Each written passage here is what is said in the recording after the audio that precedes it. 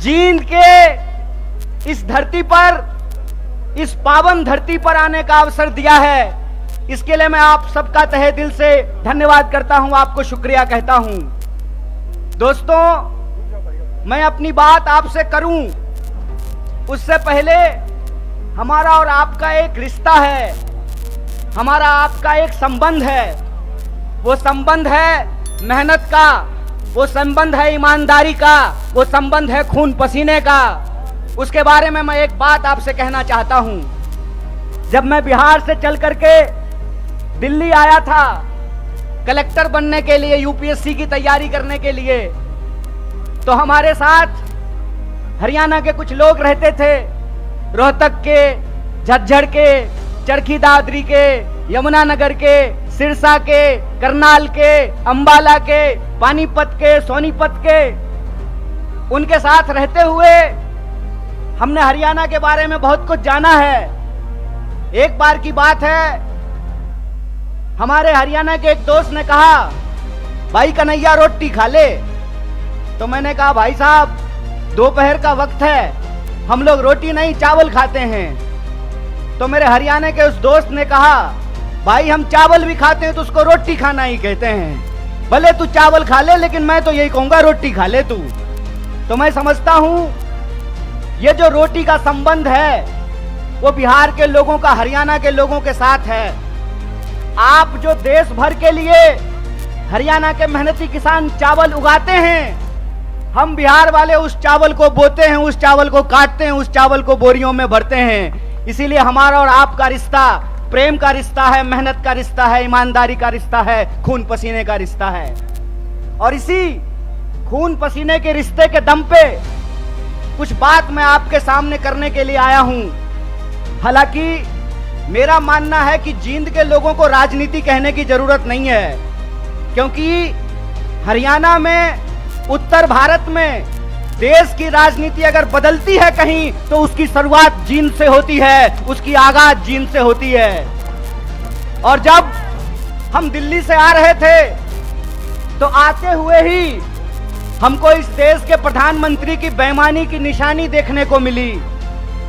और वो बेईमानी की निशानी क्या है?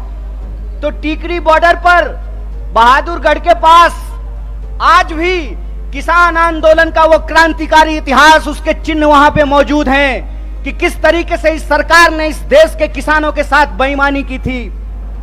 एक बार फिर से आप जानते हैं कि हरियाणा प्रदेश है खिलाड़ियों का। हरियाणा वो प्रदेश है जहां सबसे ज्यादा पदक जीत करके देश के लिए अगर कोई लाते हैं तो वो हरियाणा के छोरे और छोरियां, ये बात हम सब जानते हैं। अगर आप इस देश की फौज को उठा करके देख लें तो सबसे ज्यादा बेल्ट की नौकरी करने वाले नौजवान अगर कहीं पैदा होते हैं तो हरियाणा में पैदा होते हैं। लेकिन अगर आप आज हरियाणा की स्थिति देखें तो इस बेईमान भाजपा सरकार ने हरियाणा को एक जगह और एक नंबर कर दिया है। और वो जगह, जब हम बेरोजगारी की बात करते हैं तो आज हरियाणा बेरोजगारी में भी नंबर 1 हो गया है। ये जो हरियाणा के अंदर हालात पैदा हुए हैं उसके बारे में अगर कहीं से क्रांतिकारी शुरुआत हो सकती है तो वो धरती जींद है। इसीलिए मैं धरती के तमाम माताओं, बहनों, किसान मजदूर भाइयों और नौजवान साथियों से कहता हूं कि इस ऐतिहासिक शुरुआत को आपको करना पड़ेगा। और आपको ये समझना होगा कि आज हम किस परिस्थिति में जाकर के खड़े हैं। आप देश के किसी भी इलाके में जाकर के घूम करके देख लीजिए, हर जगह एक बार फिर से भाजपा का प्रचार शुरू हो गया है। जब मैं रास्ते से आ रहा था, रोहतक के पास मुझे जींद की तरफ मुड़ना था तो एक दीवार पे लिखा हुआ था, फिर एक बार मोदी सरकार। मैंने अपने दोस्त को कहा, भाई गाड़ी रोक, मार्कर से इसके बगल में लिख देता हूं जहां लिखा हुआ है फिर एक बार मोदी सरकार। पहले 15 लाख ला, फिर तेरी सरकार आने की बात होगी। पहले तू हर साल 2 करोड़ नौकरी दे, फिर तेरी सरकार आने की बात होगी। पहले तू किसानों की आमदनी दुगनी कर, फिर तेरी सरकार आने की बात होगी। पहले तू हरियाणा, जिसको बेरोजगारी में तू 1 नंबर बना दिया है, यहां रोजगार में 1 नंबर हरियाणा को बना, फिर तेरी जो है सरकार आने की बात होगी। हमारी सरकार नहीं है हरियाणा में, लेकिन श्रीमान भूपेंद्र हुड्डा साहब जब हरियाणा के मुख्यमंत्री थे, और मैं कहता हूं खाए हुए शरीर को और नहाए हुए शरीर को गवाही देने की जरूरत नहीं होती है। अरे प्रमोद भाई को देख के कोई कह देगा कि खाए पिए परिवार से हैं, कह देगा कि नहीं कह देगा? तो कहते हैं खाए हुए शरीर और नहाए हुए शरीर को गवाही की जरूरत नहीं होती है। आप बहादुरगढ़ के जितने इंडस्ट्रीज लगे हुए हैं वहां से चलना शुरू कीजिए जींद की तरफ, आपको रास्ते में फुटवियर पार्क मिलेगा। मिलता है कि नहीं मिलता है? एशियन पेंट की फैक्ट्री मिलती है कि नहीं मिलती है? दोनों तरफ छोटे कल कारखाने मिलते हैं कि नहीं मिलते हैं? ये सब हुड्डा साहब का दिया हुआ है। और मैं आपको याद दिलाता हूं, 5 किलो चावल पे खुश मत होना मेरे दोस्तों। आपका हक था कि सबको 100 गज जमीन देने की भी बात है तो इस सरकार से पूछना चाहिए कि जमीन कहां है। भाजपा की बांटने वाली राजनीति को आपको समझना पड़ेगा। आपको यह समझना पड़ेगा कि भाजपा की राजनीति नफरत पे चलती है, भाजपा की राजनीति बेईमानी पे चलती है, भाजपा की राजनीति लोगों को आपस में लड़ा करके लूटने पे चलती है। दरअसल भाजपा का इतिहास इस देश से गद्दारी का इतिहास है। इस बात को याद रखिएगा, इस बात को याद रखिएगा कि भारतीय राष्ट्रीय कांग्रेस महात्मा गांधी की पार्टी है जो हंसते हंसते अपने सीने पे गोली खा लिए थे। और भाजपा का इतिहास नाथूराम गोडसे का इतिहास है। इस बात को याद रखिएगा। और इसीलिए मैं आपको कहता हूं कि जिस तरीके से अंग्रेज हमारे साथ करते थे, फूट डालो और राज करो, उसी तरह से भाजपा आज कर रही है, फूट डाल रही है और इस देश पे राज कर रही है। मैं आपसे एक सवाल पूछना चाहता हूं। आज 10 साल भाजपा की राजनीति को होने को है, 9 साल देश में भाजपा की राजनीति पूरी हो चुकी है। हरियाणा का चुनाव भी लोकसभा चुनाव के वक्त में होता है, लोकसभा चुनाव के ठीक बाद होता है। आज 9 साल पूरे होने को हैं। मैं सवाल आपसे पूछता हूं और मैं बाहर से आकर के आपको यह बात समझाने वाला नहीं हूं। आपको यह बात अपने सीने पे हाथ रख करके समझना पड़ेगा कि भाजपा यहां आकर के कौन सी राजनीति की शुरुआत की। भाजपा यहां आकर के 35 बिरादरी और 36 बिरादरी करना शुरू किया कि नहीं किया? हाथ उठा करके बताइए, किया कि नहीं किया? किया ना? तो मैं नड्डा से एक सवाल पूछना चाहता हूं, मैं देश के प्रधानमंत्री से एक सवाल पूछना चाहता हूं, मैं जय शाह के पप्पा से एक सवाल पूछना चाहता हूं कि दुष्यंत चौटाला को बगल वाली कुर्सी पर बिठा करके कौन सा 35 बिरादरी 36 बिरादरी कर रहे हो बे? कौन सी 36 बिरादरी 35 बिरादरी कर रहे हो? खेला करते हो? खेला? अरे झूठा, बेईमानी करते हो। मैं आपसे कहता हूं और आप सोच करके इस बात को बताइए, जहां धर्म होगा वहां हिंदू मुसलमान करेंगे और जहां मुसलमान नहीं होगा वहां 35 बिरादरी 36 बिरादरी करेंगे। यह मन में आप सोचिए और विचार कीजिए। अगर मैं गलत हूं, निकालो रस्सी, लगाओ फांसी पे। अगर तुम गलत हो तो लोकतंत्र में तुम्हारी बेईमानी का भी एक एक हिसाब लिया जाएगा। इस बात को याद रखना, इस बात को याद रखना कि इस देश के अंदर जब लोग न्याय की बात करते हैं, जब लोग अपने हक की बात करते हैं, जब किसानों की आमदनी दोगुनी करने की बात करते हैं, जब नौजवानों को 2 करोड़ नौकरियों की बात करते हैं, महिलाओं के सम्मान की बात करते हैं, इस देश में गरीबी को कम करने की बात करते हैं, तो आप उसको देशद्रोही बोलते हैं। और आपके बंटवारे की राजनीति में अगर कोई शामिल हो जाए, कोई धर्म के आधार पर देश को जो लड़ाने की राजनीति है उसका हिस्सा बन जाए, जो समाज को जात के नाम पे लड़ाने की राजनीति है उसका हिस्सा बन जाए, तो जब बाहर थे तो विरोधी थे और आपके बगल में आकर के बैठ गए तो माला पहनाते हो रे बेईमान। अरे कौन सा ऐसा वॉशिंग मशीन है रे कि जब कांग्रेस में रहता है तो चोर होता है और तुम्हारा पार्टी में जाकर के ईमानदार हो जाता है रे झूठा। देश को ठगते हो, देश को ठग के बेईमानी करते हो। तो हमको एक सवाल का जवाब दीजिए। ये 35 बिरादरी 36 बिरादरी कहते हैं और नारा लगाते हैं सबका साथ सबका विकास। अगर सबका साथ सबका विकास नारा है तो हरियाणा में 35 बिरादरी 36 बिरादरी कौन कर रहा है? भाजपा इस सवाल का जवाब दे। ये सवाल मैं पूछना चाहता हूं और मैं ये सवाल पूछना चाहता हूं कि हरियाणा के इस तरफ पानीपत में, सोनीपत में 35 बिरादरी 36 बिरादरी, यमुना जी के उस पार 35 बिरादरी 36 बिरादरी नहीं। बोलिए सोच करके। यहां वोट चाहिए, वहां वोट नहीं चाहिए, और वहां वोट चाहिए और यहां वोट नहीं चाहिए। नदी पार करते हुए ही बेईमानों का ईमान बदल जाता है। यमुना के पार अलग राजनीति बागपत में, यमुना के इस पार सोनीपत में अलग राजनीति। इस खेल को हरियाणा के लोगों को समझना पड़ेगा, इस खेल को जींद के लोगों को समझना पड़ेगा। और याद रखिएगा, जब जब नींद से उठता है जींद, तब तब आती है हरियाणा में बदलाव और हरियाणा में आती है क्रांति। इसीलिए मैं आपसे आग्रह करने के लिए आया हूं कि आपको समझना पड़ेगा कि देश के भीतर जो सच्चाई है वो हकीकत हमको अपनी आंखों से देखना पड़ेगा। क्या नारा लगाए थे? बहुत हुआ महंगाई का मार, अब की बार मोदी सरकार। तो सिलेंडर 1200 रुपया में इनका चचा बेच रहा है। बताइए, पेट्रोल डीजल 100 रुपया लीटर मिल रहा है। क्या नारा लगाए थे कि हर साल 2 करोड़ नौकरी देंगे। 9 साल हो गया है, अभी टीवी पर प्रचार आएगा 9 साल बेमिसाल। तो मैं देश के नौजवानों से कहता हूं, हरियाणा के नौजवानों से कहता हूं, 9 साल देश बेहाल। पूछो कि 9 साल में 18 करोड़ नौकरी क्यों नहीं है? यह सवाल प्रधानमंत्री से पूछना जाना चाहिए। और आपने कहा था ना कि किसानों की आमदनी हम दुगनी कर देंगे। किसानों को 1 साल तक इस दिल्ली के बॉर्डर पे जाकर के आंदोलन करना पड़ा था। सैकड़ों किसानों को अपनी जान गंवानी पड़ी थी। और ये जिसका जिसका नाम लेते हैं ना, उसके साथ बेईमानी करते हैं। 9 साल दोस्त बेमिसाल, 9 साल देश बेहाल। यह सच्चाई देश के लोगों को समझना पड़ेगा। पहले किसानों को ठगा, फिर जवानों को ठगा। बोलिए, अग्निवीर आया है कि नहीं आया है? आया है ना। तो एमपी बनेगा 4 साल के लिए, एमपी बनेगा 5 साल के लिए, अग्नि बनेगा 4 साल के लिए। बोलिए, बेईमानी है कि नहीं है? है ना। तो आप जींद के लोग हैं ना, कड़कड़ा के बोलिए बेईमान को बेईमान, चोर को चोर बोलिए, बेईमान को बेईमान बोलिए। हमारा लोकतंत्र का अधिकार, ये हमारा ईमान है कि बेईमान को बेईमान बोलेंगे। अगर प्रधानमंत्री 5 साल का हो सकता है तो सिपाही 4 साल के लिए क्यों होगा? अगर एमपी को पेंशन मिल सकता है तो बेल्ट की नौकरी करने वाला कांस्टेबल को पेंशन क्यों नहीं मिलेगा? ये सवाल पूछिए, ये सवाल पूछिए कि अगर प्रधानमंत्री को पेंशन मिल सकता है तो मास्टर साहब को पेंशन क्यों नहीं मिलेगा? प्रोफेसर साहब को पेंशन क्यों नहीं मिलेगा?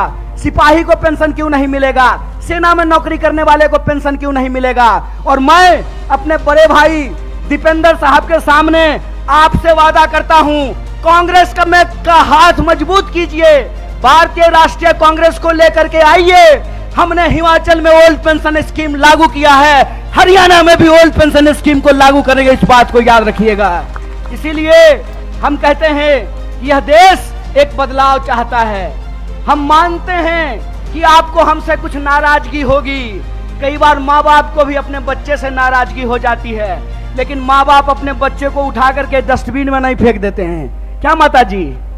फेंक देते हैं। तो भारतीय राष्ट्रीय कांग्रेस आपकी पार्टी है और भारतीय राष्ट्रीय कांग्रेस का मुद्दा आपका मुद्दा है। और हम देश के प्रधानमंत्री नहीं हैं कि झूठ बोलेंगे, आकर के आपको जबरदस्ती कहेंगे कि हमारा जींद से बहुत पुराना नाता है।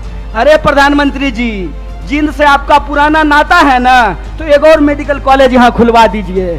रास्ता में आते हुए सड़क पे बहुत सारा गड्ढा है, यहाँ के लोगों को इलाज कराने के लिए हिसार जाना पड़ता है, यहाँ के लोगों को इलाज कराने के लिए दिल्ली जाना पड़ता है। अगर आपका नाता है तो जींद के लोगों को ठगना बंद कीजिए, क्योंकि जींद के लोग अगर जाग गए तो जींद हरियाणा की राजनीतिक राजधानी है और हरियाणा में बदलाव से कोई रोक नहीं सकता है।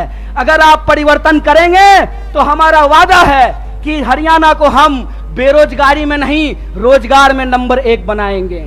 हम हरियाणा के लोगों को, हरियाणा के नौजवानों को रोजगार से जोड़ेंगे।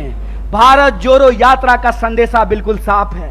हम नौजवानों को रोजगार से जोड़ना चाहते हैं, किसानों को एमएसपी से जोड़ करके रखना चाहते हैं, महिलाओं को उनके सम्मान से जोड़ करके रखना चाहते हैं, बुजुर्गों को उनके पेंशन से जोड़ करके रखना चाहते हैं। इसीलिए हमारा जो लड़ाई है, हमारा जो संघर्ष है वो कुर्सी की लड़ाई नहीं है, हमारा जो संघर्ष है वो सत्ता की नहीं है, सत्य की है। तो मैं आप तमाम जींद के लोगों से यह अपील लेना चाहता हूं, मैं आप तमाम लोगों से यह आग्रह करना चाहता हूं, सत्य की इस लड़ाई में लोग कहते हैं कि बिहार भी राजनीतिक रूप से बहुत सक्रिय जगह है, बिहार भी बहुत राजनीतिक रूप से सक्रिय है, लेकिन कई बार चिराग तले अंधेरा होता है। जिंद भी हरियाणा का सबसे सक्रिय जिला है, राजनीतिक रूप से सबसे सोचने समझने वाले लोग हैं, लेकिन विकास जितना जिंद में होना चाहिए उतना नहीं हो पाया है। तो हम आपसे वादा करते हैं कि चिराग तले अंधेरा नहीं होगा, हर तरफ रोशनी ही रोशनी होगी। और हमारा संघर्ष सत्य के लिए है। सत्य के इस संघर्ष में आप हमारे साथ हैं कि नहीं हैं? सब लोग साथ हैं। तो एक आखिरी बात बोल करके मैं अपनी बात को समाप्त करूंगा। आज 20 मई है, आज हमको दीपेंद्र साहब को भी शपथ ग्रहण समारोह में होना था, लेकिन हमने जिंद से वादा किया था, अपने भाई से वादा किया था कि हम जनता के बीच में रहेंगे और सिर्फ कर्नाटक में नहीं, अगली बार हरियाणा के शपथ ग्रहण में शामिल होंगे, ये संकल्प लेकर के जाते हैं। इसी आशा और विश्वास के साथ मैं अपनी बात को खत्म करता हूं। शुक्रिया। इनकलाब जिंदाबाद। जय हिंद, जय हरियाणा, जय कांग्रेस। मेरी आवाज जहां तक पहुंच रही है, हरियाणा के जिंद हलके के आसपास के जिलों से आए हुए इस शहर के सभी आदरणीय बुजुर्गों का, नौजवान दोस्तों का, माताओं बहनों का, किसान मजदूर भाइयों का, दुकानदार साथियों का, नौकरी करके बिजनेस करके अपने परिवार का भरण पोषण करने वाले आप तमाम मेहनती लोगों का मैं क्रांतिकारी इस्तकबाल करता हूं, आपका हार्दिक अभिनंदन करता हूं। दोस्तों, सबसे पहले मैं हरियाणा प्रदेश कांग्रेस कमेटी के एक एक हमारे आदरणीय नेताओं का, सभी कार्यकर्ताओं का और अपने भाई जो हमारे साथ भारत यात्री थे, भारत जोड़ो यात्रा में माननीय राहुल गांधी के साथ कदम से कदम मिला करके चल रहे थे, भाई प्रमोद सहवाग जी का बहुत बहुत धन्यवाद करना चाहता हूं। और मंच पे हमारे बड़े भाई, नौजवानों के दिलों के धड़कन, एमपी साहब आप लोग प्यार से कहते हैं उनको, भाई दीपेंद्र जी का विशेष रूप से आभार व्यक्त करता हूं, उनको धन्यवाद देता हूं कि आज उन्होंने मुझे हरियाणा की जो राजनीतिक राजधानी है, कहते हैं जहां अड़ जाए जींद उड़ा दे सबकी नींद, तो जींद के इस धरती पर, इस पावन धरती पर आने का अवसर दिया है, इसके लिए मैं आप सबका तहे दिल से धन्यवाद करता हूं, आपको शुक्रिया कहता हूं। दोस्तों, मैं अपनी बात आपसे करूं उससे पहले हमारा और आपका एक रिश्ता है, हमारा आपका एक संबंध है। वो संबंध है मेहनत का, वो संबंध है ईमानदारी का, वो संबंध है खून पसीने का। उसके बारे में मैं एक बात आपसे कहना चाहता हूं। जब मैं बिहार से चल करके दिल्ली आया था कलेक्टर बनने के लिए, यूपीएससी की तैयारी करने के लिए, तो हमारे साथ हरियाणा के कुछ लोग रहते थे, रोहतक के, झज्जर के, चरखी दादरी के, यमुनानगर के, सिरसा के, करनाल के, अंबाला के, पानीपत के, सोनीपत के। उनके साथ रहते हुए हमने हरियाणा के बारे में बहुत कुछ जाना है। एक बार की बात है, हमारे हरियाणा के एक दोस्त ने कहा, भाई कन्हैया रोटी खा ले। तो मैंने कहा, भाई साहब दोपहर का वक्त है, हम लोग रोटी नहीं चावल खाते हैं। तो मेरे हरियाणा के उस दोस्त ने कहा, भाई हम चावल भी खाते हैं तो उसको रोटी खाना ही कहते हैं, भले तू चावल खा ले लेकिन मैं तो यही कहूंगा रोटी खा ले तू। तो मैं समझता हूं ये जो रोटी का संबंध है वो बिहार के लोगों का हरियाणा के लोगों के साथ है। आप जो देश भर के लिए हरियाणा के मेहनती किसान चावल उगाते हैं, हम बिहार वाले उस चावल को बोते हैं, उस चावल को काटते हैं, उस चावल को बोरियों में भरते हैं। इसीलिए हमारा और आपका रिश्ता प्रेम का रिश्ता है, मेहनत का रिश्ता है, ईमानदारी का रिश्ता है, खून पसीने का रिश्ता है। और इसी खून पसीने के रिश्ते के दम पे कुछ बात मैं आपके सामने करने के लिए आया हूं। हालांकि मेरा मानना है कि जींद के लोगों को राजनीति कहने की जरूरत नहीं है, क्योंकि हरियाणा में, उत्तर भारत में देश की राजनीति अगर बदलती है कहीं तो उसकी शुरुआत जींद से होती है, उसकी आगाज जींद से होती है। और जब हम दिल्ली से आ रहे थे तो आते हुए ही हमको इस देश के प्रधानमंत्री की बेईमानी की निशानी देखने को मिली। और वो बेईमानी की निशानी क्या है? तो टीकरी बॉर्डर पर बहादुरगढ़ के पास आज भी किसान आंदोलन का वो क्रांतिकारी इतिहास, उसके चिन्ह वहां पे मौजूद हैं कि किस तरीके से इस सरकार ने इस देश के किसानों के साथ बेईमानी की थी। एक बार फिर से आप जानते हैं कि हरियाणा प्रदेश है खिलाड़ियों का। हरियाणा वो प्रदेश है जहां सबसे ज्यादा पदक जीत करके देश के लिए अगर कोई लाते हैं तो वो हरियाणा के छोरे और छोरियां, ये बात हम सब जानते हैं। अगर आप इस देश की फौज को उठा करके देख लें तो सबसे ज्यादा बेल्ट की नौकरी करने वाले नौजवान अगर कहीं पैदा होते हैं तो हरियाणा में पैदा होते हैं। लेकिन अगर आप आज हरियाणा की स्थिति देखें तो इस बेईमान भाजपा सरकार ने हरियाणा को एक जगह और एक नंबर कर दिया है। और वो जगह, जब हम बेरोजगारी की बात करते हैं तो आज हरियाणा बेरोजगारी में भी नंबर 1 हो गया है। ये जो हरियाणा के अंदर हालात पैदा हुए हैं उसके बारे में अगर कहीं से क्रांतिकारी शुरुआत हो सकती है तो वो धरती जींद है। इसीलिए मैं धरती के तमाम माताओं, बहनों, किसान मजदूर भाइयों और नौजवान साथियों से कहता हूं कि इस ऐतिहासिक शुरुआत को आपको करना पड़ेगा। और आपको ये समझना होगा कि आज हम किस परिस्थिति में जाकर के खड़े हैं। आप देश के किसी भी इलाके में जाकर के घूम करके देख लीजिए, हर जगह एक बार फिर से भाजपा का प्रचार शुरू हो गया है। जब मैं रास्ते से आ रहा था, रोहतक के पास मुझे जींद की तरफ मुड़ना था तो एक दीवार पे लिखा हुआ था, फिर एक बार मोदी सरकार। मैंने अपने दोस्त को कहा, भाई गाड़ी रोक, मार्कर से इसके बगल में लिख देता हूं जहां लिखा हुआ है फिर एक बार मोदी सरकार। पहले 15 लाख ला, फिर तेरी सरकार आने की बात होगी। पहले तू हर साल 2 करोड़ नौकरी दे, फिर तेरी सरकार आने की बात होगी। पहले तू किसानों की आमदनी दुगनी कर, फिर तेरी सरकार आने की बात होगी। पहले तू हरियाणा, जिसको बेरोजगारी में तू 1 नंबर बना दिया है, यहां रोजगार में 1 नंबर हरियाणा को बना, फिर तेरी जो है सरकार आने की बात होगी। हमारी सरकार नहीं है हरियाणा में, लेकिन श्रीमान भूपेंद्र हुड्डा साहब जब हरियाणा के मुख्यमंत्री थे, और मैं कहता हूं खाए हुए शरीर को और नहाए हुए शरीर को गवाही देने की जरूरत नहीं होती है। अरे प्रमोद भाई को देख के कोई कह देगा कि खाए पिए परिवार से हैं, कह देगा कि नहीं कह देगा? तो कहते हैं खाए हुए शरीर और नहाए हुए शरीर को गवाही की जरूरत नहीं होती है। आप बहादुरगढ़ के जितने इंडस्ट्रीज लगे हुए हैं वहां से चलना शुरू कीजिए जींद की तरफ, आपको रास्ते में फुटवियर पार्क मिलेगा। मिलता है कि नहीं मिलता है? एशियन पेंट की फैक्ट्री मिलती है कि नहीं मिलती है? दोनों तरफ छोटे कल कारखाने मिलते हैं कि नहीं मिलते हैं? ये सब हुड्डा साहब का दिया हुआ है। और मैं आपको याद दिलाता हूं, 5 किलो चावल पे खुश मत होना मेरे दोस्तों। आपका हक था कि सबको 100 गज जमीन देने की भी बात है तो इस सरकार से पूछना चाहिए कि जमीन कहां है। भाजपा की बांटने वाली राजनीति को आपको समझना पड़ेगा।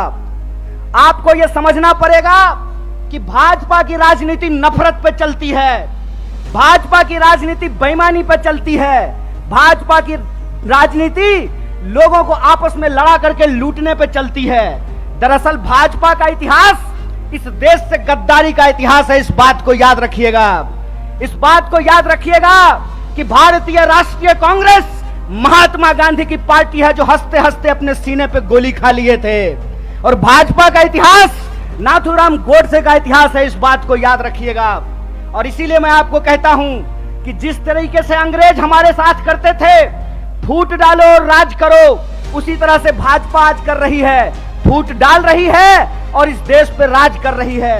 मैं आपसे एक सवाल पूछना चाहता हूं, आज 10 साल भाजपा की राजनीति को होने को है, 9 साल देश में भाजपा की राजनीति पूरी हो चुकी है। हरियाणा का चुनाव भी लोकसभा चुनाव के वक्त में होता है, लोकसभा चुनाव के ठीक बाद होता है। आज 9 साल पूरे होने को हैं। मैं सवाल आपसे पूछता हूं, और मैं बाहर से आकर के आपको यह बात समझाने वाला नहीं हूं। आपको यह बात अपने सीने पे हाथ रख करके समझना पड़ेगा कि भाजपा यहां आकर के कौन सी राजनीति की शुरुआत की। भाजपा यहां आकर के 35 बिरादरी और 36 बिरादरी करना शुरू किया कि नहीं किया? हाथ उठा करके बताइए, किया कि नहीं किया? किया ना? तो मैं नड्डा से एक सवाल पूछना चाहता हूं, मैं देश के प्रधानमंत्री से एक सवाल पूछना चाहता हूं, मैं जय शाह के पप्पा से एक सवाल पूछना चाहता हूं कि दुष्यंत चौटाला को बगल वाली कुर्सी पर बिठा करके कौन सा 35 बिरादरी 36 बिरादरी कर रहे हो बे? कौन सी 36 बिरादरी 35 बिरादरी कर रहे हो? खेला करते हो? खेला? अरे झूठा, बेईमानी करते हो। मैं आपसे कहता हूं, और आप सोच करके इस बात को बताइए, जहां धर्म होगा वहां हिंदू मुसलमान करेंगे, और जहां मुसलमान नहीं होगा वहां 35 बिरादरी 36 बिरादरी करेंगे। यह मन में आप सोचिए और विचार कीजिए। अगर मैं गलत हूं, निकालो रस्सी, लगाओ फांसी पे। अगर तुम गलत हो तो लोकतंत्र में तुम्हारी बेईमानी का भी एक एक हिसाब लिया जाएगा। इस बात को याद रखना, इस बात को याद रखना कि इस देश के अंदर जब लोग न्याय की बात करते हैं, जब लोग अपने हक की बात करते हैं, जब किसानों की आमदनी दोगुनी करने की बात करते हैं, जब नौजवानों को 2 करोड़ नौकरियों की बात करते हैं, महिलाओं के सम्मान की बात करते हैं, इस देश में गरीबी को कम करने की बात करते हैं, तो आप उसको देशद्रोही बोलते हैं। और आपके बंटवारे की राजनीति में अगर कोई शामिल हो जाए, कोई धर्म के आधार पर देश को जो लड़ाने की राजनीति है उसका हिस्सा बन जाए, जो समाज को जात के नाम पे लड़ाने की राजनीति है उसका हिस्सा बन जाए, तो जब बाहर थे तो विरोधी थे और आपके बगल में आकर के बैठ गए तो माला पहनाते हो रे बेईमान। अरे कौन सा ऐसा वॉशिंग मशीन है रे कि जब कांग्रेस में रहता है तो चोर होता है और तुम्हारा पार्टी में जाकर के ईमानदार हो जाता है रे झूठा। देश को ठगते हो, देश को ठग के बेईमानी करते हो। तो हमको एक सवाल का जवाब दीजिए। ये 35 बिरादरी 36 बिरादरी कहते हैं और नारा लगाते हैं सबका साथ सबका विकास। अगर सबका साथ सबका विकास नारा है तो हरियाणा में 35 बिरादरी 36 बिरादरी कौन कर रहा है? भाजपा इस सवाल का जवाब दे। ये सवाल मैं पूछना चाहता हूं, और मैं ये सवाल पूछना चाहता हूं कि हरियाणा के इस तरफ पानीपत में, सोनीपत में 35 बिरादरी 36 बिरादरी, यमुना जी के उस पार 35 बिरादरी 36 बिरादरी नहीं। बोलिए सोच करके, यहां वोट चाहिए, वहां वोट नहीं चाहिए, और वहां वोट चाहिए और यहां वोट नहीं चाहिए। नदी पार करते हुए ही बेईमानों का ईमान बदल जाता है। यमुना के पार अलग राजनीति बागपत में, यमुना के इस पार सोनीपत में अलग राजनीति। इस खेल को हरियाणा के लोगों को समझना पड़ेगा, इस खेल को जींद के लोगों को समझना पड़ेगा। और याद रखिएगा, जब जब नींद से उठता है जींद, तब तब आती है हरियाणा में बदलाव और हरियाणा में आती है क्रांति। इसीलिए मैं आपसे आग्रह करने के लिए आया हूं कि आपको समझना पड़ेगा कि देश के भीतर जो सच्चाई है वो हकीकत हमको अपनी आंखों से देखना पड़ेगा। क्या नारा लगाए थे? बहुत हुआ महंगाई का मार, अब की बार मोदी सरकार। तो सिलेंडर 1200 रुपया में इनका चचा बेच रहा है। बताइए, पेट्रोल डीजल 100 रुपया लीटर मिल रहा है। क्या नारा लगाए थे कि हर साल 2 करोड़ नौकरी देंगे। 9 साल हो गया है, अभी टीवी पर प्रचार आएगा 9 साल बेमिसाल। तो मैं देश के नौजवानों से कहता हूं, हरियाणा के नौजवानों से कहता हूं, 9 साल देश बेहाल। पूछो कि 9 साल में 18 करोड़ नौकरी क्यों नहीं है? यह सवाल प्रधानमंत्री से पूछना जाना चाहिए। और आपने कहा था ना कि किसानों की आमदनी हम दुगनी कर देंगे। किसानों को 1 साल तक इस दिल्ली के बॉर्डर पे जाकर के आंदोलन करना पड़ा था। सैकड़ों किसानों को अपनी जान गंवानी पड़ी थी। और ये जिसका जिसका नाम लेते हैं ना, उसके साथ बेईमानी करते हैं। 9 साल दोस्त बेमिसाल, 9 साल देश बेहाल। यह सच्चाई देश के लोगों को समझना पड़ेगा। पहले किसानों को ठगा, फिर जवानों को ठगा। बोलिए, अग्निवीर आया है कि नहीं आया है? आया है ना? तो एमपी बनेगा 4 साल के लिए, एमपी बनेगा 5 साल के लिए, अग्नि बनेगा 4 साल के लिए। बोलिए, बेईमानी है कि नहीं है? है ना? तो आप जींद के लोग हैं ना? कड़कड़ा के बोलिए बेईमान को बेईमान, चोर को चोर बोलिए, बेईमान को बेईमान बोलिए। हमारा लोकतंत्र का अधिकार, ये हमारा ईमान है कि बेईमान को बेईमान बोलेंगे। अगर प्रधानमंत्री 5 साल का हो सकता है तो सिपाही 4 साल के लिए क्यों होगा? अगर एमपी को पेंशन मिल सकता है तो बेल्ट की नौकरी करने वाला कांस्टेबल को पेंशन क्यों नहीं मिलेगा? ये सवाल पूछिए। ये सवाल पूछिए कि अगर प्रधानमंत्री को पेंशन मिल सकता है तो मास्टर साहब को पेंशन क्यों नहीं मिलेगा? प्रोफेसर साहब को पेंशन क्यों नहीं मिलेगा? सिपाही को पेंशन क्यों नहीं मिलेगा? सेना में नौकरी करने वाले को पेंशन क्यों नहीं मिलेगा? और मैं अपने बड़े भाई दीपेंद्र साहब के सामने आपसे वादा करता हूं, कांग्रेस का हाथ मजबूत कीजिए, भारतीय राष्ट्रीय कांग्रेस को लेकर के आइए। हमने हिमाचल में ओल्ड पेंशन स्कीम लागू किया है, हरियाणा में भी ओल्ड पेंशन स्कीम को लागू करेंगे, इस बात को याद रखिएगा।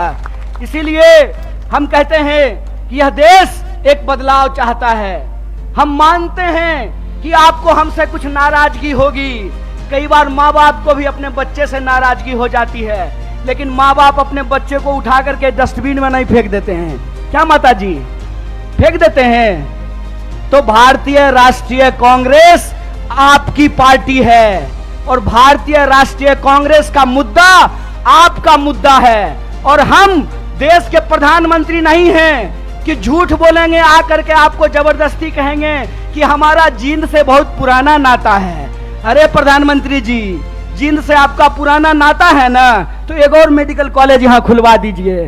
रास्ता में आते हुए सड़क पे बहुत सारा गड्ढा है, यहाँ के लोगों को इलाज कराने के लिए हिसार जाना पड़ता है, यहाँ के लोगों को इलाज कराने के लिए दिल्ली जाना पड़ता है। अगर आपका नाता है तो जींद के लोगों को ठगना बंद कीजिए, क्योंकि जींद के लोग अगर जाग गए तो जींद हरियाणा की राजनीतिक राजधानी है और हरियाणा में बदलाव से कोई रोक नहीं सकता है। अगर आप परिवर्तन करेंगे तो हमारा वादा है कि हरियाणा को हम बेरोजगारी में नहीं, रोजगार में नंबर 1 बनाएंगे। हम हरियाणा के लोगों को, हरियाणा के नौजवानों को रोजगार से जोड़ेंगे। भारत जोड़ो यात्रा का संदेशा बिल्कुल साफ है। हम नौजवानों को रोजगार से जोड़ना चाहते हैं, किसानों को एमएसपी से जोड़ करके रखना चाहते हैं, महिलाओं को उनके सम्मान से जोड़ करके रखना चाहते हैं, बुजुर्गों को उनके पेंशन से जोड़ करके रखना चाहते हैं। इसीलिए हमारा जो लड़ाई है, हमारा जो संघर्ष है, वो कुर्सी की लड़ाई नहीं है। हमारा जो संघर्ष है वो सत्ता की नहीं है, सत्य की है। तो मैं आप तमाम जींद के लोगों से यह अपील लेना चाहता हूं, मैं आप तमाम लोगों से यह आग्रह करना चाहता हूं, सत्य की इस लड़ाई में लोग कहते हैं कि बिहार भी राजनीतिक रूप से बहुत सक्रिय जगह है, बिहार भी बहुत राजनीतिक रूप से सक्रिय है, लेकिन कई बार चिराग तले अंधेरा होता है। जींद भी हरियाणा का सबसे सक्रिय जिला है, राजनीतिक रूप से सबसे सोचने समझने वाले लोग हैं, लेकिन विकास जितना जींद में होना चाहिए उतना नहीं हो पाया है। तो हम आपसे वादा करते हैं कि चिराग तले अंधेरा नहीं होगा, हर तरफ रोशनी ही रोशनी होगी। और हमारा संघर्ष सत्य के लिए है। सत्य के इस संघर्ष में आप हमारे साथ हैं कि नहीं हैं? सब लोग साथ हैं। तो एक आखिरी बात बोल करके मैं अपनी बात को समाप्त करूंगा।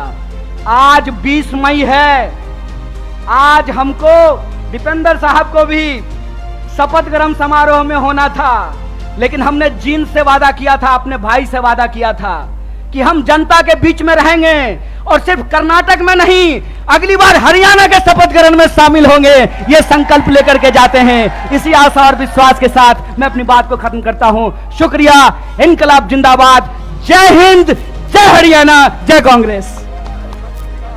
मेरी आवाज जहां तक पहुंच रही है, हरियाणा के जींद हलके के आसपास के जिलों से आए हुए इस शहर के सभी आदरणीय बुजुर्गों का, नौजवान दोस्तों का, माताओं बहनों का, किसान मजदूर भाइयों का, दुकानदार साथियों का, नौकरी करके, बिजनेस करके, अपने परिवार का भरण पोषण करने वाले आप तमाम मेहनती लोगों का मैं क्रांतिकारी इस्तकबाल करता हूं, आपका हार्दिक अभिनंदन करता हूं।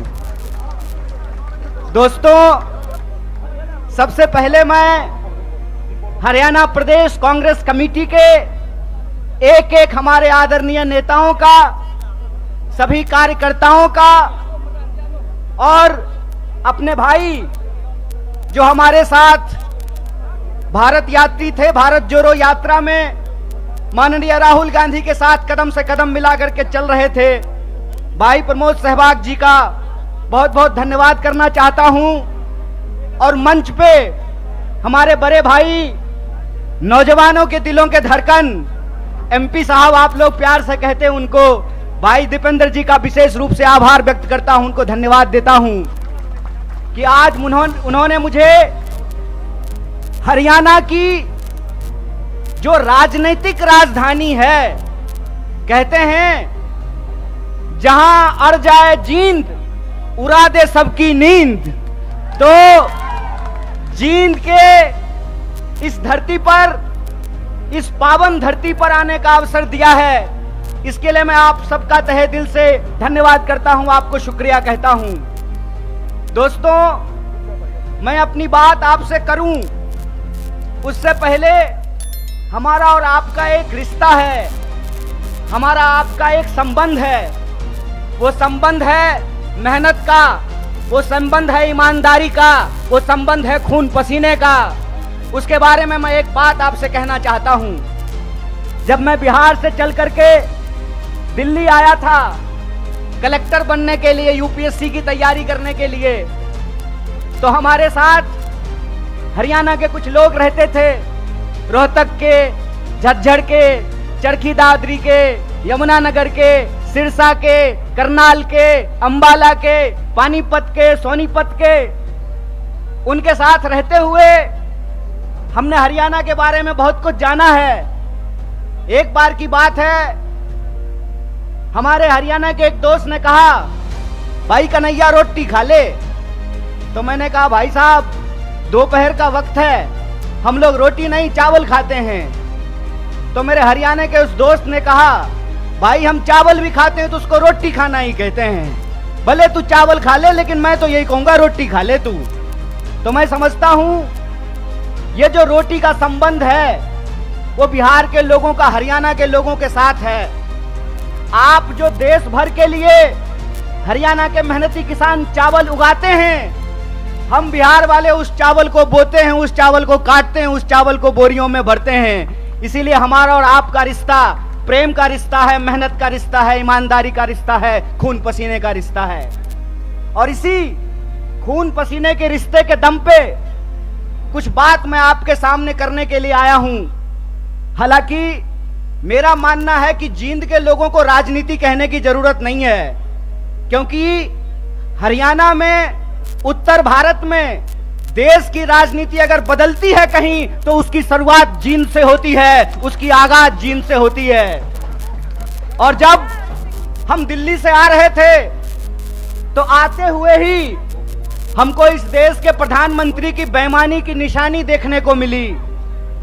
और वो बेईमानी की निशानी क्या है? तो टीकरी बॉर्डर पर बहादुरगढ़ के पास आज भी किसान आंदोलन का वो क्रांतिकारी इतिहास, उसके चिन्ह वहां पे मौजूद हैं कि किस तरीके से इस सरकार ने इस देश के किसानों के साथ बेईमानी की थी। एक बार फिर से आप जानते हैं कि हरियाणा प्रदेश है खिलाड़ियों का। हरियाणा वो प्रदेश है जहां सबसे ज्यादा पदक जीत करके देश के लिए अगर कोई लाते हैं तो वो हरियाणा के छोरे और छोरियां, ये बात हम सब जानते हैं। अगर आप इस देश की फौज को उठा करके देख लें तो सबसे ज्यादा बेल्ट की नौकरी करने वाले नौजवान अगर कहीं पैदा होते हैं तो हरियाणा में पैदा होते हैं। लेकिन अगर आप आज हरियाणा की स्थिति देखें तो इस बेईमान भाजपा सरकार ने हरियाणा को एक जगह और एक नंबर कर दिया है।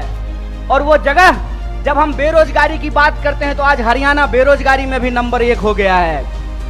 ये जो हरियाणा के अंदर हालात पैदा हुए हैं उसके बारे में अगर कहीं से क्रांतिकारी शुरुआत हो सकती है तो वो धरती जींद है। इसीलिए मैं धरती के तमाम माताओं, बहनों, किसान, मजदूर भाइयों और नौजवान साथियों से कहता हूं कि इस ऐतिहासिक शुरुआत को आपको करना पड़ेगा और आपको यह समझना होगा कि आज हम किस परिस्थिति में जाकर के खड़े हैं। आप देश के किसी भी इलाके में जाकर के घूम करके देख लीजिए, हर जगह एक बार फिर से भाजपा का प्रचार शुरू हो गया है। जब मैं रास्ते से आ रहा था, रोहतक के पास मुझे जींद की तरफ मुड़ना था, तो एक दीवार पे लिखा हुआ था, फिर एक बार मोदी सरकार।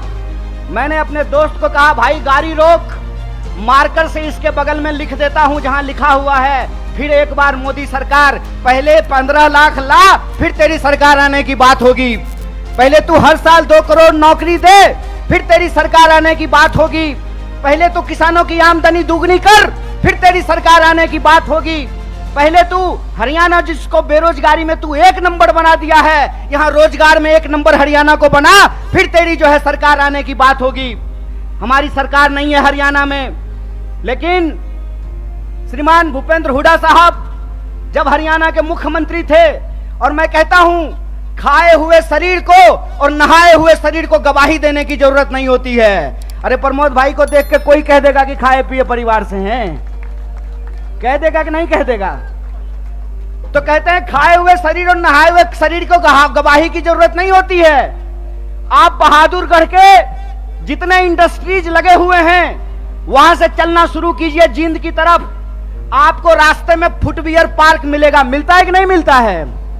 एशियन पेंट की फैक्ट्री मिलती है कि नहीं मिलती है? दोनों तरफ छोटे कल कारखाने मिलते हैं कि नहीं मिलते हैं? ये सब हुड्डा साहब का दिया हुआ है।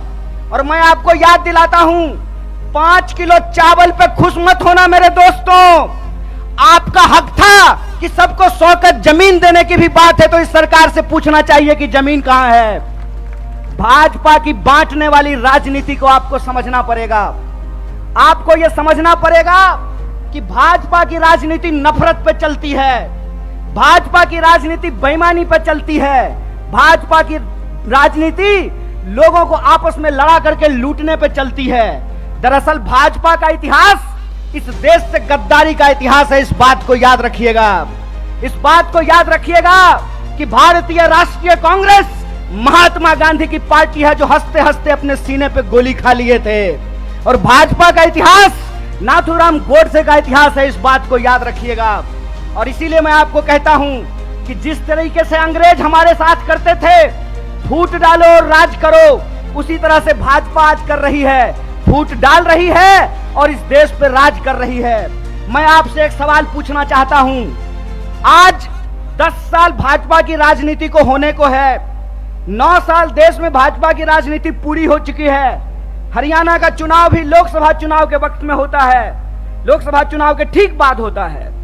आज 9 साल पूरे होने को हैं। मैं सवाल आपसे पूछता हूं, और मैं बाहर से आकर के आपको यह बात समझाने वाला नहीं हूं। आपको यह बात अपने सीने पे हाथ रख करके समझना पड़ेगा कि भाजपा यहां आकर के कौन सी राजनीति की शुरुआत की। भाजपा यहां आकर के 35 बिरादरी और 36 बिरादरी करना शुरू किया कि नहीं किया? हाथ उठा करके बताइए, किया कि नहीं किया? किया ना? तो मैं नड्डा से एक सवाल पूछना चाहता हूं, मैं देश के प्रधानमंत्री से एक सवाल पूछना चाहता हूं, मैं जय शाह के पप्पा से एक सवाल पूछना चाहता हूं कि दुष्यंत चौटाला को बगल वाली कुर्सी पर बिठा करके कौन सा 35 बिरादरी 36 बिरादरी कर रहे हो बे? कौन सी 36 बिरादरी 35 बिरादरी कर रहे हो? खेला करते हो? खेला? अरे झूठा, बेईमानी करते हो। मैं आपसे कहता हूं, और आप सोच करके इस बात को बताइए, जहां धर्म होगा वहां हिंदू मुसलमान करेंगे, और जहां मुसलमान नहीं होगा वहां 35 बिरादरी 36 बिरादरी करेंगे। यह मन में आप सोचिए और विचार कीजिए। अगर मैं गलत हूं, निकालो रस्सी, लगाओ फांसी पे। अगर तुम गलत हो तो लोकतंत्र में तुम्हारी बेईमानी का भी एक एक हिसाब लिया जाएगा। इस बात को याद रखना, इस बात को याद रखना कि इस देश के अंदर जब लोग न्याय की बात करते हैं, जब लोग अपने हक की बात करते हैं, जब किसानों की आमदनी दोगुनी करने की बात करते हैं, जब नौजवानों को 2 करोड़ नौकरियों की बात करते हैं, महिलाओं के सम्मान की बात करते हैं, इस देश में गरीबी को कम करने की बात करते हैं, तो आप उसको देशद्रोही बोलते हैं। और आपके बंटवारे की राजनीति में अगर कोई शामिल हो जाए, कोई धर्म के आधार पर देश को जो लड़ाने की राजनीति है उसका हिस्सा बन जाए, जो समाज को जात के नाम पे लड़ाने की राजनीति है उसका हिस्सा बन जाए, तो जब बाहर थे तो विरोधी थे और आपके बगल में आकर के बैठ गए तो माला पहनाते हो रे बेईमान। अरे कौन सा ऐसा वॉशिंग मशीन है रे कि जब कांग्रेस में रहता है तो चोर होता है और तुम्हारा पार्टी में जाकर के ईमानदार हो जाता है रे झूठा। देश को ठगते हो, देश को ठग के बेईमानी करते हो। तो हमको एक सवाल का जवाब दीजिए। ये 35 बिरादरी 36 बिरादरी कहते हैं और नारा लगाते हैं सबका साथ सबका विकास। अगर सबका साथ सबका विकास नारा है तो हरियाणा में 35 बिरादरी 36 बिरादरी कौन कर रहा है? भाजपा इस सवाल का जवाब दे। ये सवाल मैं पूछना चाहता हूं और मैं ये सवाल पूछना चाहता हूं कि हरियाणा के इस तरफ पानीपत में सोनीपत में 35 बिरादरी 36 बिरादरी, यमुना जी के उस पार 35 बिरादरी 36 बिरादरी नहीं। बोलिए सोच करके, यहां वोट चाहिए, वहां वोट नहीं चाहिए, और वहां वोट चाहिए और यहां वोट नहीं चाहिए। नदी पार करते हुए ही बेईमानों का ईमान बदल जाता है। यमुना के पार अलग राजनीति बागपत में, यमुना के इस पार सोनीपत में अलग राजनीति। इस खेल को हरियाणा के लोगों को समझना पड़ेगा, इस खेल को जींद के लोगों को समझना पड़ेगा। और याद रखिएगा, जब जब नींद से उठता है जींद तब तब आती है हरियाणा में बदलाव और हरियाणा में आती है क्रांति। इसीलिए मैं आपसे आग्रह करने के लिए आया हूं कि आपको समझना पड़ेगा कि देश के भीतर जो सच्चाई है वो हकीकत हमको अपनी आंखों से देखना पड़ेगा। क्या नारा लगाए थे? बहुत हुआ महंगाई का मार, अब की बार मोदी सरकार। तो सिलेंडर 1200 रुपया में इनका चचा बेच रहा है। बताइए, पेट्रोल डीजल 100 रुपया लीटर मिल रहा है। क्या नारा लगाए थे कि हर साल 2 करोड़ नौकरी देंगे।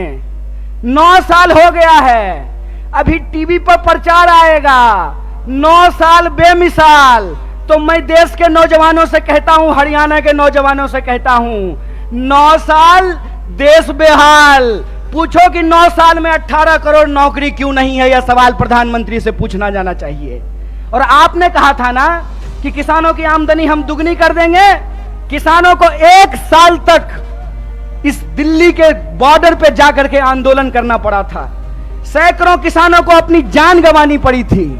और ये जिसका जिसका नाम लेते हैं ना, उसके साथ बेईमानी करते हैं। 9 साल दोस्त बेमिसाल, 9 साल देश बेहाल। यह सच्चाई देश के लोगों को समझना पड़ेगा। पहले किसानों को ठगा, फिर जवानों को ठगा।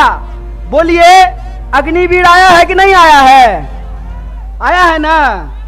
तो एमपी बनेगा 4 साल के लिए, एमपी बनेगा 5 साल के लिए, अग्नि बनेगा 4 साल के लिए। बोलिए बेईमानी है कि नहीं है? है ना। तो आप जींद के लोग हैं ना, कड़कड़ा के बोलिए बेईमान को बेईमान, चोर को चोर बोलिए, बेईमान को बेईमान बोलिए। हमारा लोकतंत्र का अधिकार, ये हमारा ईमान है कि बेईमान को बेईमान बोलेंगे। अगर प्रधानमंत्री 5 साल का हो सकता है तो सिपाही 4 साल के लिए क्यों होगा? अगर एमपी को पेंशन मिल सकता है तो बेल्ट की नौकरी करने वाला कांस्टेबल को पेंशन क्यों नहीं मिलेगा? ये सवाल पूछिए। ये सवाल पूछिए कि अगर प्रधानमंत्री को पेंशन मिल सकता है तो मास्टर साहब को पेंशन क्यों नहीं मिलेगा? प्रोफेसर साहब को पेंशन क्यों नहीं मिलेगा? सिपाही को पेंशन क्यों नहीं मिलेगा? सेना में नौकरी करने वाले को पेंशन क्यों नहीं मिलेगा? और मैं अपने बड़े भाई दीपेंद्र साहब के सामने आपसे वादा करता हूं, कांग्रेस का हाथ मजबूत कीजिए, भारतीय राष्ट्रीय कांग्रेस को लेकर के आइए। हमने हिमाचल में ओल्ड पेंशन स्कीम लागू किया है, हरियाणा में भी ओल्ड पेंशन स्कीम को लागू करेंगे। इस बात को याद रखिएगा। इसीलिए हम कहते हैं कि यह देश एक बदलाव चाहता है। हम मानते हैं कि आपको हमसे कुछ नाराजगी होगी। कई बार माँ बाप को भी अपने बच्चे से नाराजगी हो जाती है, लेकिन माँ बाप अपने बच्चे को उठा करके डस्टबिन में नहीं फेंक देते हैं। क्या माता जी? फेंक देते हैं। तो भारतीय राष्ट्रीय कांग्रेस आपकी पार्टी है और भारतीय राष्ट्रीय कांग्रेस का मुद्दा आपका मुद्दा है, और हम देश के प्रधानमंत्री नहीं हैं कि झूठ बोलेंगे आकर के आपको जबरदस्ती कहेंगे कि हमारा जींद से बहुत पुराना नाता है। अरे प्रधानमंत्री जी, जींद से आपका पुराना नाता है ना, तो एक और मेडिकल कॉलेज यहां खुलवा दीजिए। रास्ता में आते हुए सड़क पे बहुत सारा गड्ढा है, यहाँ के लोगों को इलाज कराने के लिए हिसार जाना पड़ता है, यहाँ के लोगों को इलाज कराने के लिए दिल्ली जाना पड़ता है। अगर आपका नाता है तो जींद के लोगों को ठगना बंद कीजिए, क्योंकि जींद के लोग अगर जाग गए तो जींद हरियाणा की राजनीतिक राजधानी है और हरियाणा में बदलाव से कोई रोक नहीं सकता है। अगर आप परिवर्तन करेंगे तो हमारा वादा है कि हरियाणा को हम बेरोजगारी में नहीं, रोजगार में नंबर 1 बनाएंगे। हम हरियाणा के लोगों को, हरियाणा के नौजवानों को रोजगार से जोड़ेंगे। भारत जोड़ो यात्रा का संदेशा बिल्कुल साफ है। हम नौजवानों को रोजगार से जोड़ना चाहते हैं, किसानों को एमएसपी से जोड़ करके रखना चाहते हैं, महिलाओं को उनके सम्मान से जोड़ करके रखना चाहते हैं, बुजुर्गों को उनके पेंशन से जोड़ करके रखना चाहते हैं। इसीलिए हमारा जो लड़ाई है, हमारा जो संघर्ष है, वो कुर्सी की लड़ाई नहीं है। हमारा जो संघर्ष है वो सत्ता की नहीं है, सत्य की है। तो मैं आप तमाम जींद के लोगों से यह अपील लेना चाहता हूं, मैं आप तमाम लोगों से यह आग्रह करना चाहता हूं, सत्य की इस लड़ाई में लोग कहते हैं कि बिहार भी राजनीतिक रूप से बहुत सक्रिय जगह है, बिहार भी बहुत राजनीतिक रूप से सक्रिय है, लेकिन कई बार चिराग तले अंधेरा होता है। जींद भी हरियाणा का सबसे सक्रिय जिला है, राजनीतिक रूप से सबसे सोचने समझने वाले लोग हैं, लेकिन विकास जितना जींद में होना चाहिए उतना नहीं हो पाया है। तो हम आपसे वादा करते हैं कि चिराग तले अंधेरा नहीं होगा, हर तरफ रोशनी ही रोशनी होगी। और हमारा संघर्ष सत्य के लिए है। सत्य के इस संघर्ष में आप हमारे साथ हैं कि नहीं हैं? सब लोग साथ हैं। तो एक आखिरी बात बोल करके मैं अपनी बात को समाप्त करूंगा। आज 20 मई है, आज हमको दीपेंद्र साहब को भी शपथ ग्रहण समारोह में होना था, लेकिन हमने जींद से वादा किया था, अपने भाई से वादा किया था कि हम जनता के बीच में रहेंगे और सिर्फ कर्नाटक में नहीं, अगली बार हरियाणा के शपथ ग्रहण में शामिल होंगे। ये संकल्प लेकर के जाते हैं। इसी आशा और विश्वास के साथ मैं अपनी बात को खत्म करता हूं। शुक्रिया। इनकलाब जिंदाबाद। जय हिंद, जय हरियाणा, जय कांग्रेस। मेरी आवाज जहां तक पहुंच रही है, हरियाणा के जींद हलके के आसपास के जिलों से आए हुए इस शहर के सभी आदरणीय बुजुर्गों का, नौजवान दोस्तों का, माताओं बहनों का, किसान मजदूर भाइयों का, दुकानदार साथियों का, नौकरी करके बिजनेस करके अपने परिवार का भरण पोषण करने वाले आप तमाम मेहनती लोगों का मैं क्रांतिकारी इस्तकबाल करता हूं, आपका हार्दिक अभिनंदन करता हूं।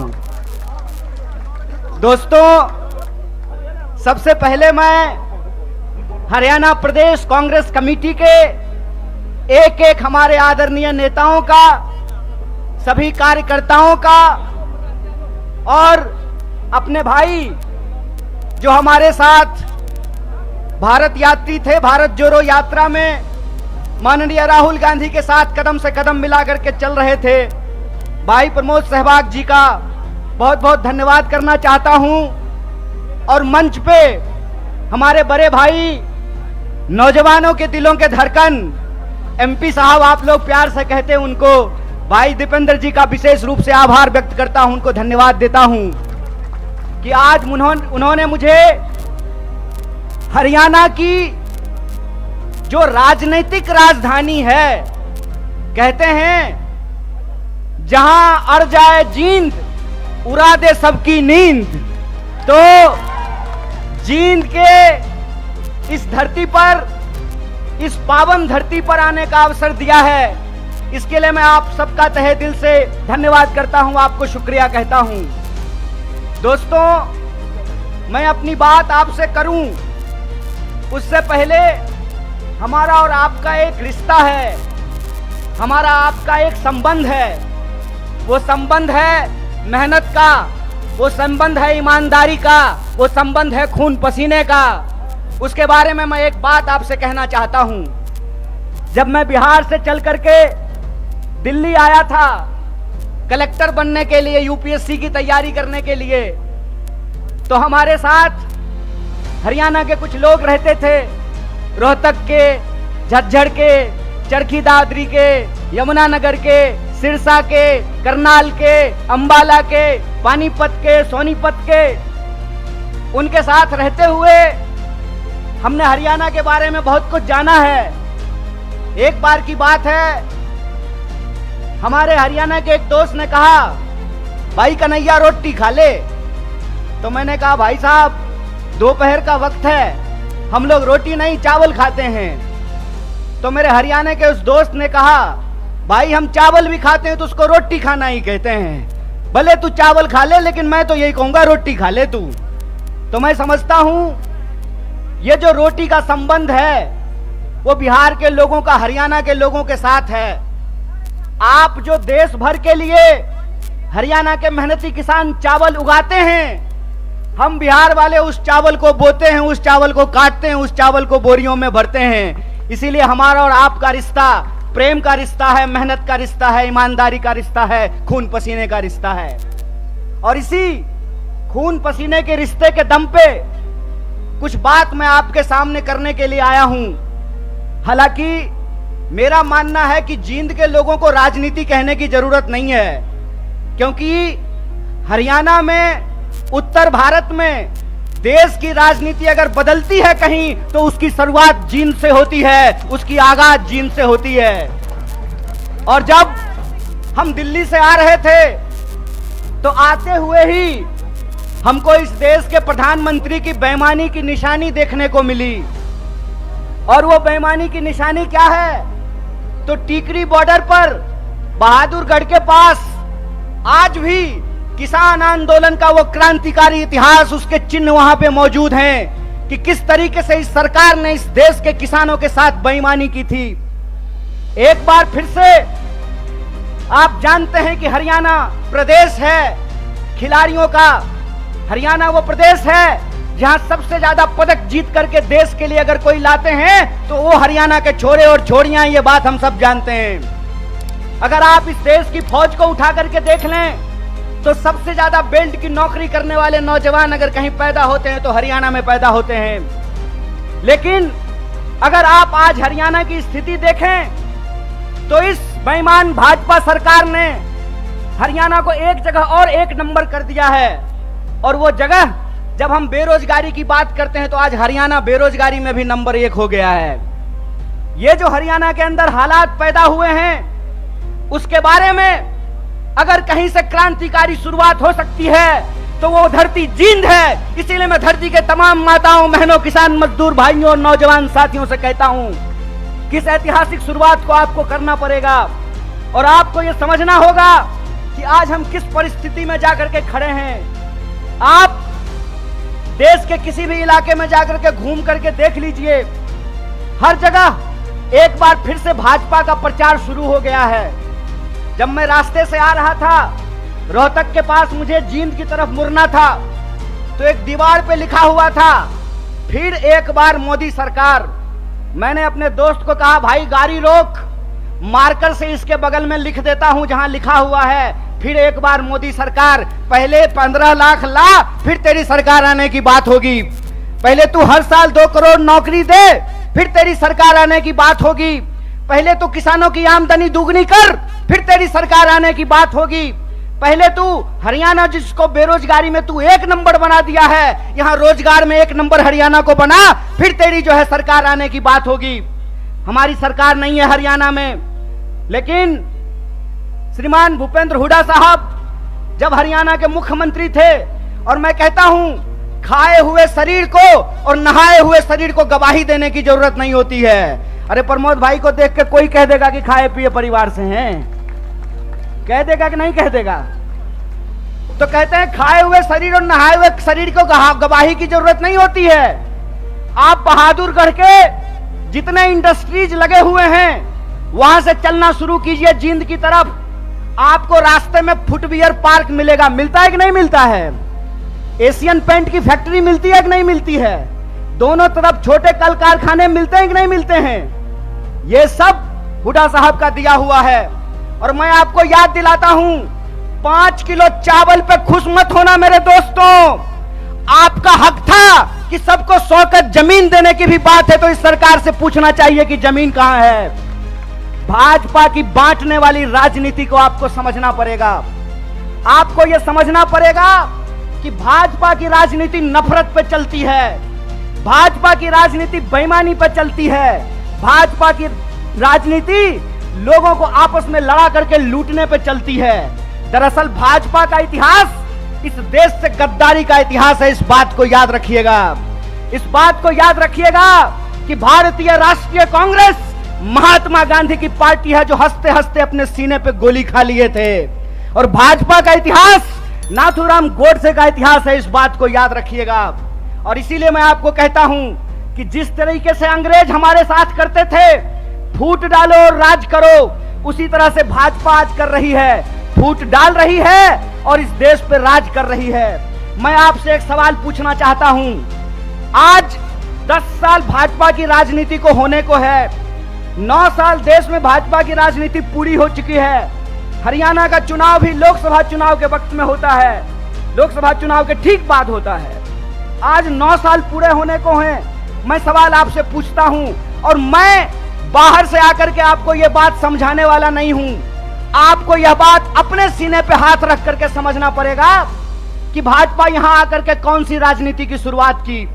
भाजपा यहां आकर के 35 बिरादरी और 36 बिरादरी करना शुरू किया कि नहीं किया? हाथ उठा करके बताइए, किया कि नहीं किया? किया ना? तो मैं नड्डा से एक सवाल पूछना चाहता हूं, मैं देश के प्रधानमंत्री से एक सवाल पूछना चाहता हूं, मैं जय शाह के पप्पा से एक सवाल पूछना चाहता हूं कि दुष्यंत चौटाला को बगल वाली कुर्सी पर बिठा करके कौन सा 35 बिरादरी 36 बिरादरी कर रहे हो बे? कौन सी 36 बिरादरी 35 बिरादरी कर रहे हो? खेला करते हो? खेला? अरे झूठा, बेईमानी करते हो। मैं आपसे कहता हूं और आप सोच करके इस बात को बताइए, जहां धर्म होगा वहां हिंदू मुसलमान करेंगे और जहां मुसलमान नहीं होगा वहां 35 बिरादरी 36 बिरादरी करेंगे। यह मन में आप सोचिए और विचार कीजिए। अगर मैं गलत हूं, निकालो रस्सी, लगाओ फांसी पे। अगर तुम गलत हो तो लोकतंत्र में तुम्हारी बेईमानी का भी एक एक हिसाब लिया जाएगा। इस बात को याद रखना, इस बात को याद रखना कि इस देश के अंदर जब लोग न्याय की बात करते हैं, जब लोग अपने हक की बात करते हैं, जब किसानों की आमदनी दोगुनी करने की बात करते हैं, जब नौजवानों को 2 करोड़ नौकरियों की बात करते हैं, महिलाओं के सम्मान की बात करते हैं, इस देश में गरीबी को कम करने की बात करते हैं, तो आप उसको देशद्रोही बोलते हैं। और आपके बंटवारे की राजनीति में अगर कोई शामिल हो जाए, कोई धर्म के आधार पर देश को जो लड़ाने की राजनीति है उसका हिस्सा बन जाए, जो समाज को जात के नाम पे लड़ाने की राजनीति है उसका हिस्सा बन जाए, तो जब बाहर थे तो विरोधी थे और आपके बगल में आकर के बैठ गए तो माला पहनाते हो रे बेईमान। अरे कौन सा ऐसा वॉशिंग मशीन है रे कि जब कांग्रेस में रहता है तो चोर होता है और तुम्हारा पार्टी में जाकर के ईमानदार हो जाता है रे झूठा। देश को ठगते हो, देश को ठग के बेईमानी करते हो। तो हमको एक सवाल का जवाब दीजिए। ये 35 बिरादरी 36 बिरादरी कहते हैं और नारा लगाते हैं सबका साथ सबका विकास। अगर सबका साथ सबका विकास नारा है तो हरियाणा में 35 बिरादरी 36 बिरादरी कौन कर रहा है? भाजपा इस सवाल का जवाब दे। ये सवाल मैं पूछना चाहता हूं और मैं ये सवाल पूछना चाहता हूं कि हरियाणा के इस तरफ पानीपत में, सोनीपत में 35 बिरादरी 36 बिरादरी, यमुना जी के उस पार 35 बिरादरी 36 बिरादरी नहीं। बोलिए सोच करके, यहां वोट चाहिए, वहां वोट नहीं चाहिए, और वहां वोट चाहिए और यहां वोट नहीं चाहिए। नदी पार करते हुए ही बेईमानों का ईमान बदल जाता है। यमुना के पार अलग राजनीति बागपत में, यमुना के इस पार सोनीपत में अलग राजनीति। इस खेल को हरियाणा के लोगों को समझना पड़ेगा, इस खेल को जींद के लोगों को समझना पड़ेगा। और याद रखिएगा, जब जब नींद से उठता है जींद, तब तब आती है हरियाणा में बदलाव और हरियाणा में आती है क्रांति। इसीलिए मैं आपसे आग्रह करने के लिए आया हूं, कि आपको समझना पड़ेगा कि देश के भीतर जो सच्चाई है वो हकीकत हमको अपनी आंखों से देखना पड़ेगा। क्या नारा लगाए थे? बहुत हुआ महंगाई का मार, अब की बार मोदी सरकार। तो सिलेंडर 1200 रुपया में इनका चचा बेच रहा है। बताइए, पेट्रोल डीजल 100 रुपया लीटर मिल रहा है। क्या नारा लगाए थे कि हर साल 2 करोड़ नौकरी देंगे। 9 साल हो गया है, अभी टीवी पर प्रचार आएगा 9 साल बेमिसाल। तो मैं देश के नौजवानों से कहता हूं, हरियाणा के नौजवानों से कहता हूं, 9 साल देश बेहाल। पूछो कि 9 साल में 18 करोड़ नौकरी क्यों नहीं है? यह सवाल प्रधानमंत्री से पूछना जाना चाहिए। और आपने कहा था ना कि किसानों की आमदनी हम दुगनी कर देंगे। किसानों को 1 साल तक इस दिल्ली के बॉर्डर पे जाकर के आंदोलन करना पड़ा था। सैकड़ों किसानों को अपनी जान गंवानी पड़ी थी। और ये जिसका जिसका नाम लेते हैं ना, उसके साथ बेईमानी करते हैं। 9 साल दोस्त बेमिसाल, 9 साल देश बेहाल। यह सच्चाई देश के लोगों को समझना पड़ेगा। पहले किसानों को ठगा, फिर जवानों को ठगा। बोलिए, अग्निवीर आया है कि नहीं आया है? आया है ना। तो एमपी बनेगा 4 साल के लिए, एमपी बनेगा 5 साल के लिए, अग्नि बनेगा 4 साल के लिए। बोलिए, बेईमानी है कि नहीं है? है ना। तो आप जींद के लोग हैं ना, कड़कड़ा के बोलिए बेईमान को बेईमान, चोर को चोर बोलिए, बेईमान को बेईमान बोलिए। हमारा लोकतंत्र का अधिकार, ये हमारा ईमान है कि बेईमान को बेईमान बोलेंगे। अगर प्रधानमंत्री 5 साल का हो सकता है तो सिपाही 4 साल के लिए क्यों होगा? अगर एमपी को पेंशन मिल सकता है तो बेल्ट की नौकरी करने वाला कांस्टेबल को पेंशन क्यों नहीं मिलेगा? ये सवाल पूछिए। ये सवाल पूछिए कि अगर प्रधानमंत्री को पेंशन मिल सकता है तो मास्टर साहब को पेंशन क्यों नहीं मिलेगा? प्रोफेसर साहब को पेंशन क्यों नहीं मिलेगा? सिपाही को पेंशन क्यों नहीं मिलेगा?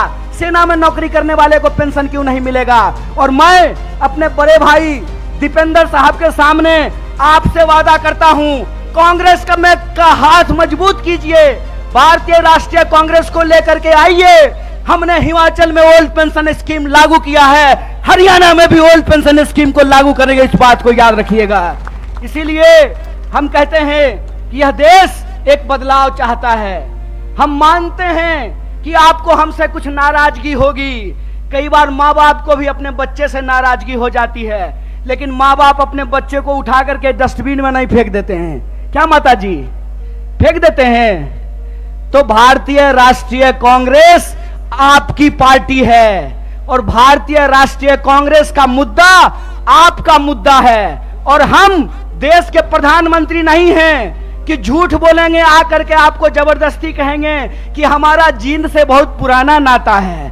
अरे प्रधानमंत्री जी, जींद से आपका पुराना नाता है ना, तो एक और मेडिकल कॉलेज यहाँ खुलवा दीजिए।